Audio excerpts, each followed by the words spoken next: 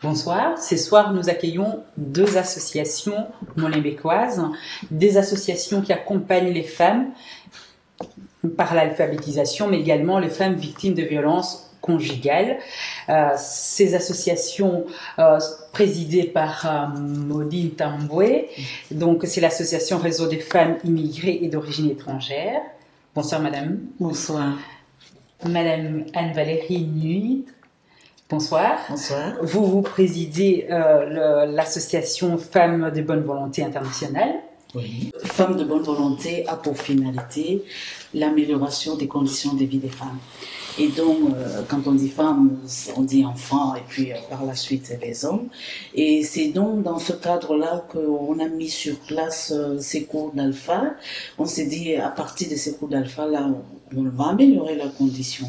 Et donc maintenant, dans le cadre de la violence, comme je l'ai dit tantôt, c'est lors des animations, des tables de conversation, quand on parle des thèmes de la famille, du mariage, des enfants, que c'est là où on va fouiller, on creuse, et puis donc ça commence à sortir. Et alors les langues commencent à se délier. Ah madame, c'est vrai, hein, ma mère c'est ça, hein, ma soeur c'est ça. Et du coup, ça permet plus facilement de parler à une personne qu'on connaît. De parler avec une personne qu'on connaît ou qu'on ne connaît pas, et de pouvoir ensuite prendre une trajectoire pour solutionner cette situation. Les rôles de ces deux associations-là, c'est vraiment un rôle de plaidoyer et de lien. Ok.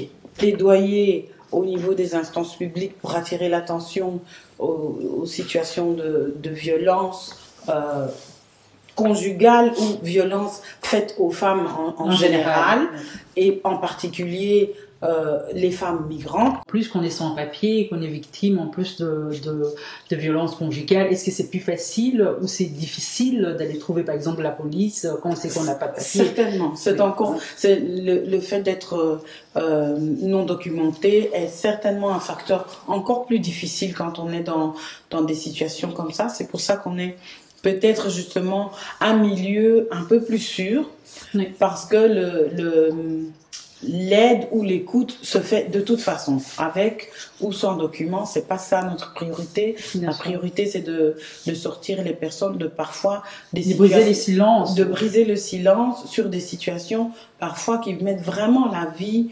des femmes et de leurs enfants quand il y en a en danger. Je vais passer la parole à notre témoin qui va témoigner anonymement. J'ai rencontré le père de ma fille, avec qui je me suis mis, et au début tout allait bien. Comme elle a dit, j'avais pas les papiers au début, donc après, 2 mois après, il a changé, il a commencé à me frapper, à m'enfermer. Et après, on a eu la petite, mais ça a quand même continué. Je pensais que ça allait changer. On a fait 4 ans ensemble et ça n'avait jamais changé, même quand j'étais enceinte, il me battait. Et après, j'ai fait plusieurs maisons d'accueil avec la petite, mais je suis quand même retournée. Je suis partie, c'était à cause de la petite, parce qu'il me frappait avec la petite dans les bras, et la petite qui fuyait avec sa grande sœur et qui avait peur de nous. Et quand je voyais la peur dans les yeux de ma fille, je me suis dit que je n'allais pas, je me disais que je n'allais plus continuer à vivre ça, et puis de la laisser vivre ça, avoir peur de ses parents, elle-même qui pleurait, elle n'osait même plus venir chez nous. Donc je suis partie, j'ai été suivie par la maison d'accueil avec des psychologues et tout. Et maintenant, j'ai eu l'appartement avec la petite et tout va bien. La dame qui a témoigné, voilà, c'est dans le cadre de Femmes de bonne volonté internationale. C'est vous dire un peu ce qu'on fait. Et non, c'est donc dans le cadre elle a témoigné aussi dans le cadre de l'atelier stratégie et lutte que Madame Maudine Tamboué a mené. C'est donc ce genre d'action qu'on mène, et on voudrait, à travers son témoignage, que cela puisse toucher d'autres femmes. Et là, elle dit, ben voilà, vous n'êtes pas seul, même si vous avez peur. Nous, les associations, le monde associatif, on est là pour vous. On est une sorte de refuge. Voilà, elle, ça s'est bien terminé. Famille, quelque part. Une famille, quelque part. Voilà, on sait qu'il y a... Parce qu'on m'a écouté aussi. Voilà, on l'a écouté et la fin, sa fin, je dirais, elle est heureuse parce que je sais qu'il y en a, elle m'a parlé d'une, voilà, qui vit ça présentement. Et donc, on est en train de voir comment essayer de la sortir de là, quoi. Dur, parfois, c'est de, après, en parler. Et alors, ce que je voudrais aussi savoir par rapport au travail que vous faites, est-ce que vous trouvez que vous êtes soutenu, vous êtes suffisamment soutenu par le pouvoir public pour mener à bien ces travaux-là? Honnêtement, je vais dire non. On va pas. Et pourquoi? Parce que bien souvent, le soutien qu'on obtient, c'est pour pouvoir faire des activités ponctuelles. Alors que les problèmes sont des problèmes qui ne sont pas ponctuels, ils sont permanents. Ils sont permanents, ils sont structurels, ils évoluent dans le temps. Et c'est vrai qu'au niveau structurel, ça je pense que ça fait longtemps qu'on le dit, on n'est pas assez soutenu pour mille et une raisons. Certaines sont fondées, d'autres nous semblent quand même un peu discriminatoires au sein du paysage des associations qui aident les citoyens et qui font ce travail social. Ce travail social qui est important pour maintenir une cohésion sociale. Quand on nous finance nos activités, on ne se rend pas compte que pour faire des activités, il faut une ressource essentielle qui est la ressource humaine. Or, beaucoup d'entre nous font ce travail-là bénévolement. Une personne qui actuellement est victime de violences conjugales, qu'est-ce que vous faites? Qu'est-ce que vous conseillez à ces personnes-là? J'aimerais bien vous attendre par rapport à cela.